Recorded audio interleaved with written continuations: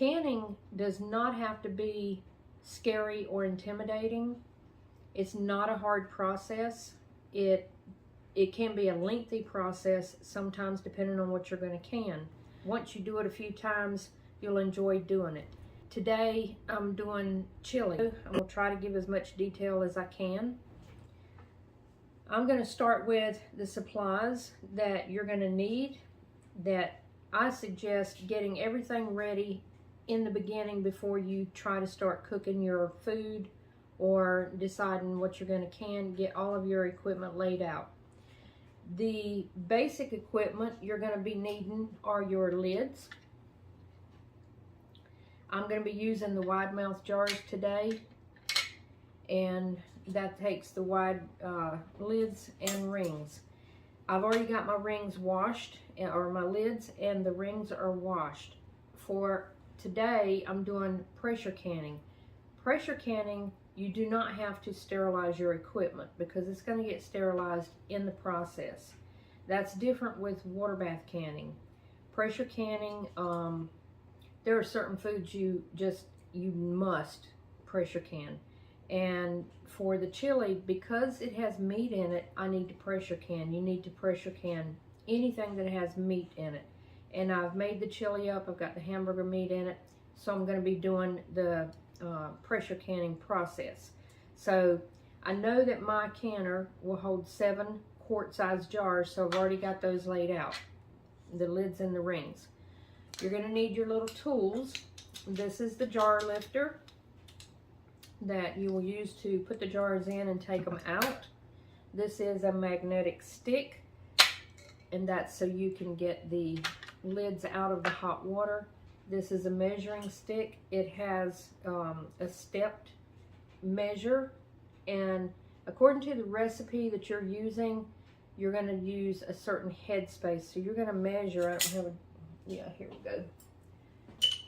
Your recipe is going to call for a certain headspace. So you're going to use this to measure, and that's where your food product and liquid is going to go. So you have those 3 things there. You're going to want a ladle. You're going to want a funnel. Almost couldn't think of it. The kits that come with these things usually come with a funnel, a plastic funnel. I have several, but I like my metal funnel. You're going to want a bowl. I'll tell you why in just a minute. And a paper towel.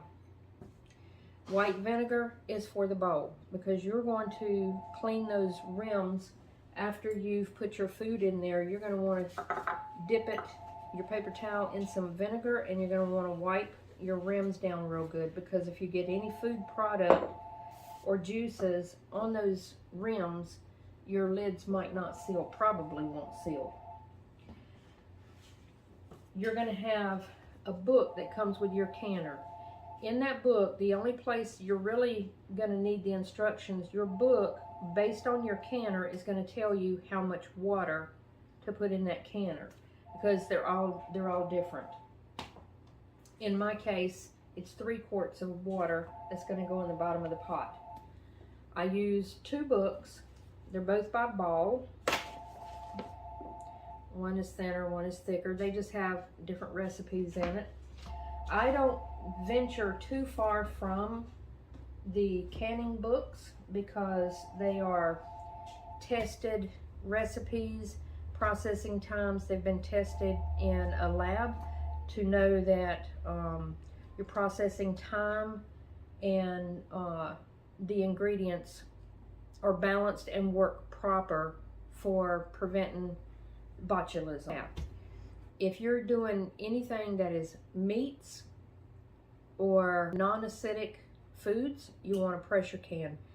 Your fermented foods, pickles, sauces like spaghetti, chili, if it's chili, no meat, just sauce. You can water bath those, but if it is a meat or a vegetable, vegetables have low acid content in them, you need to process in the pressure canner, and that's to prevent botulism, because it brings the temperature of everything inside the pot to a high enough degree to kill off the spores. We have spores for botulism everywhere. It's on all of your, anything that you touch, it's in the air. But once in the jars, the botulism can grow. You cannot see it, smell it, or taste it. And the only way to kill off those spores is to properly process in a pressure canner. Water bath canning is different. You can do jellies and jams, pickles, tomato sauces, things like that with a high acid content or high sugar content. They can be done in the water bath, which is an open kettle process. You just are processing in boiling water with a lid. You're not putting everything under pressure. Every recipe is different, and it's going to depend on your altitude, where you're at. Here in the southeast part of North Carolina, we're at sea level, and everything is going to be pressure canned at 10 pounds per square inch. This is the pot that I'm going to use today. This is my main. It's a Presto.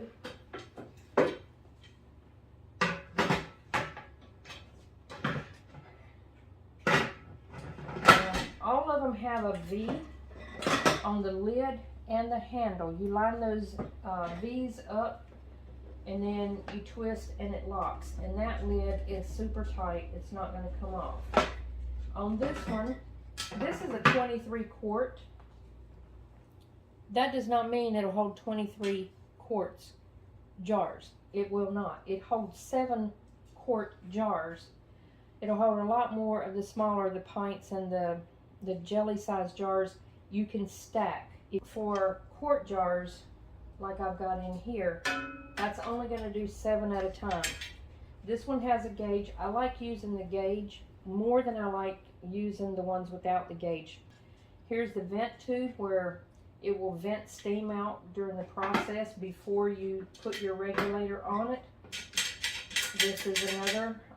This also has a rubber ring in it, a gasket that has to be washed.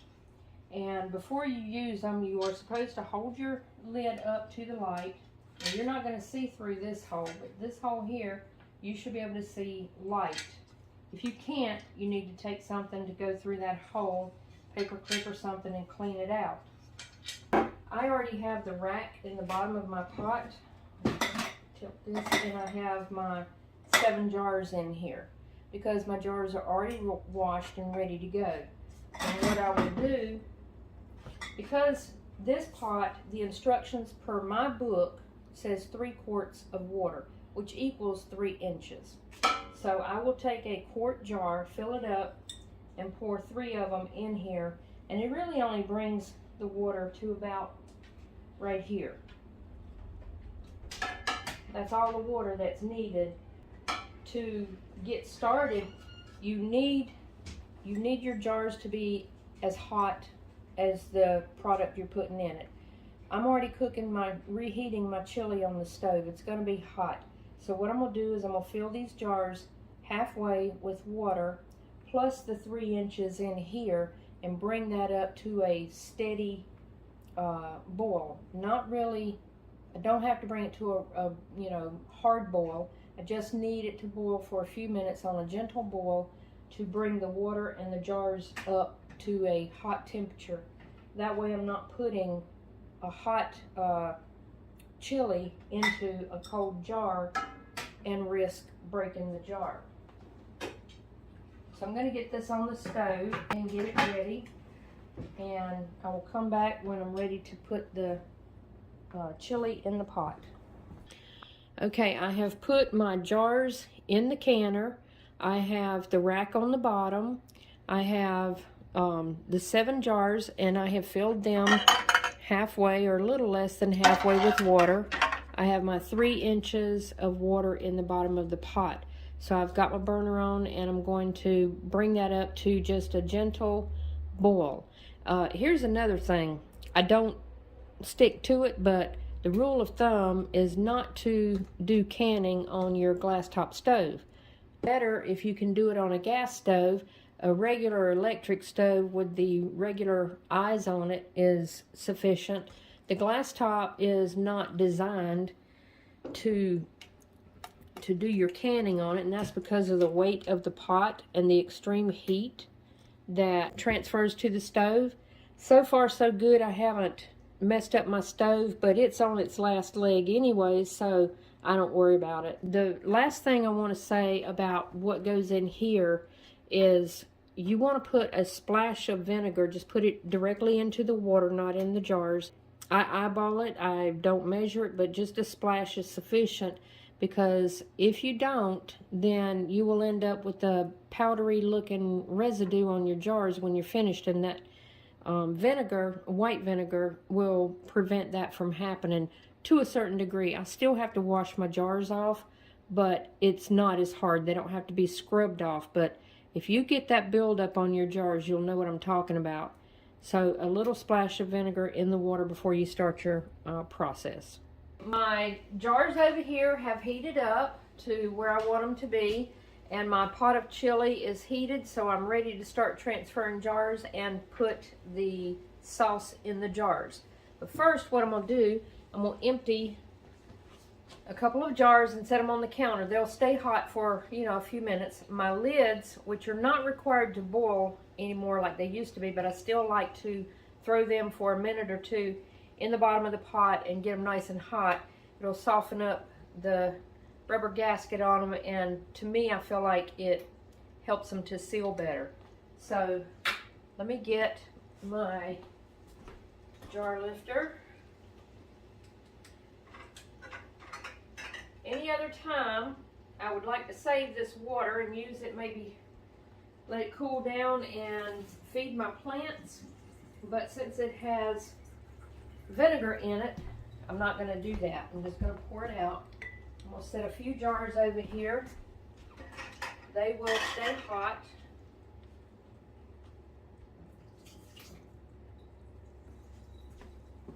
And the whole purpose of this was just to get the jars nice and hot. I just want these to sit down in this hot water while I'm working, putting this sauce in my jars. I'm going to do 3 jars at a time.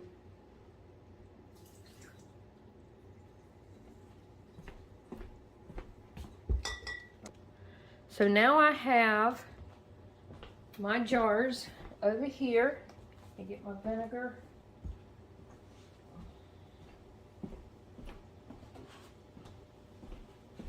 Almost forgot to put the vinegar in the bowl to wipe the jars with.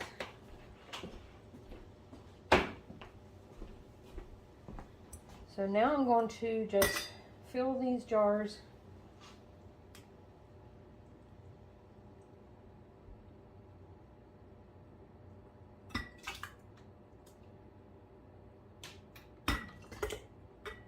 the measurement to where I need to fill them is going to come pretty much right here at the bottom of this ring. That's going to leave the required head space.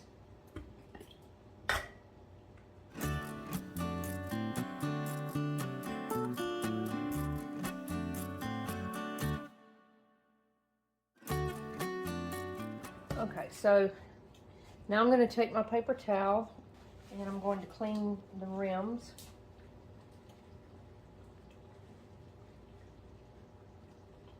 So now I'm going to use my little magnet stick and go grab a lid out of the pot.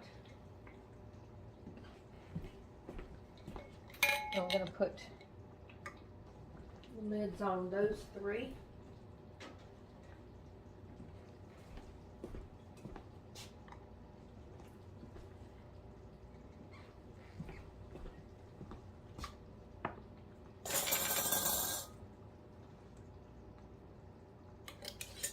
Now when you put your lids on, you're just going to give them a half turn. It's hot. You're not going to crank them down much. It'll cause the lids to buckle during the process. So it's finger tight is the recommendation. I'm going to move these over.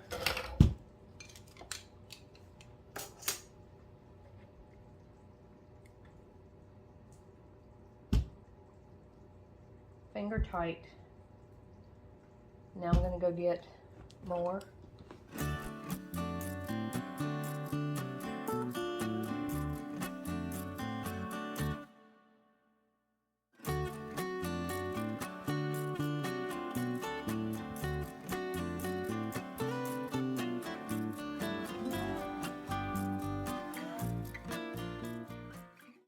I left the beans out for a reason. You don't want to process the beans. They'll turn to mush if you're processing in a pressure canner. There's a few things that you just don't want to include in your recipe. You don't want to process rice or beans or small cut up potatoes. You want to leave those out of your recipes and put them in your recipes on the back end of things.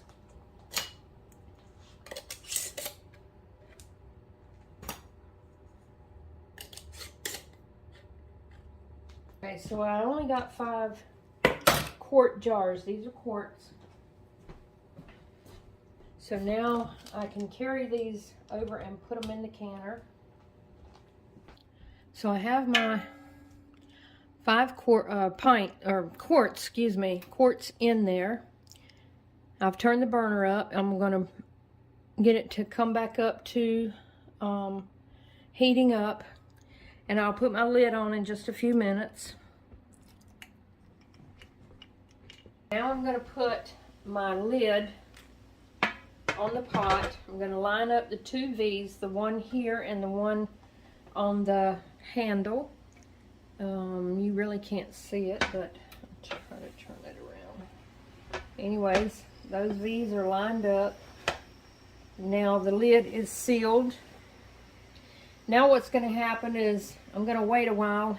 The whole thing has to come up to temperature, and it will start steaming out this vent. When it starts steaming a steady stream of steam, and you can't break it, you know, and it's just a real good steady, then I'm going to set the timer and time it for 10 minutes. After the 10 minutes, then I'll be able to put my regulator on it. For this pot, this is my regulator, and it will go right here. Okay, the steam is coming steady out of this vent hole port, so I'm going to set my timer for 10 minutes and let it steam that long. Then I'll put the regulator on it.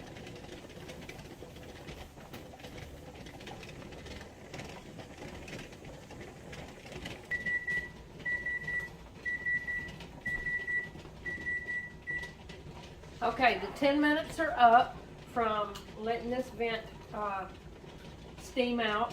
So now I'm going to put my regulator on here. Now I'm going to watch this gauge.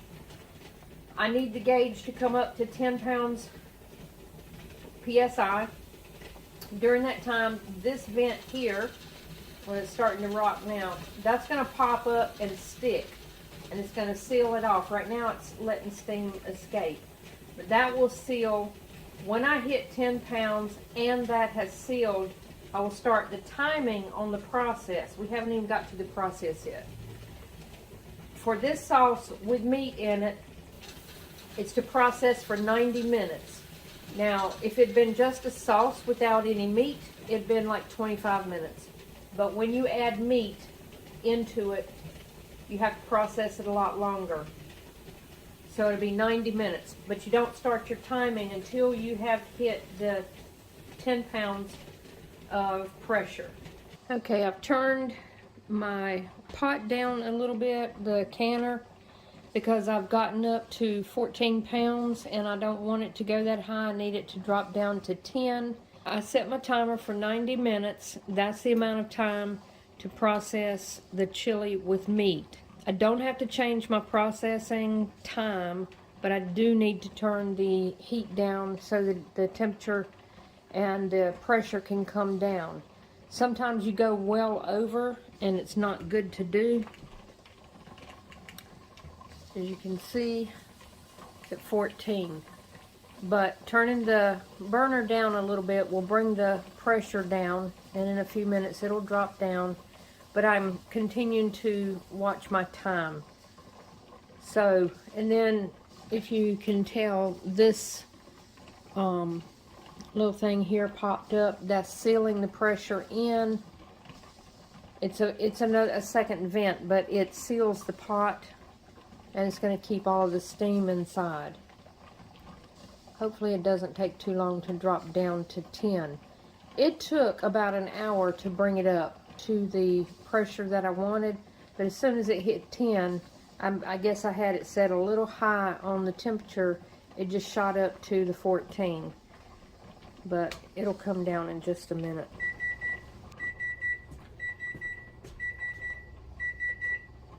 Okay, 90 minutes has passed, and I'm going to turn my stove off, and I'm going to gently pull that off of the burner, and that's going to sit here until this vent drops down and this returns to 0 before I take that off. It's going to take a good while, 30-40 minutes. All the pressure has dropped down to 0 here, and this vent has dropped down, so now I can take off this regulator, and I'm going to crank the lid open. I let it sit for about 10 minutes after it dropped down. You don't want to open it as soon as it drops down. Give it 5 or 10 minutes before you open it.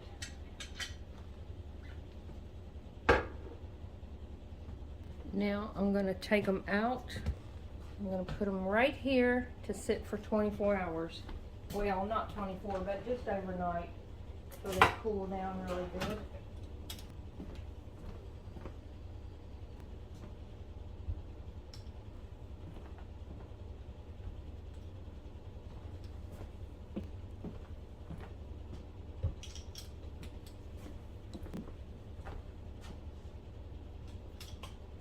When they have completely cooled down, these lids will sink in right here. You'll hear them pop, and they won't pop back up if they're sealed really good, but after they're completely cool, which will take quite a few hours, then these rings can come off. They don't have to be stored with the rings on them. And that's pretty much it. They are done. That's 5 quarts of chili. If you have not already done canning and you're thinking about trying it, I really wish that you would, because it's a good way to preserve food for your family, and it's enjoyable to have all these goodies on your shelf. Bye.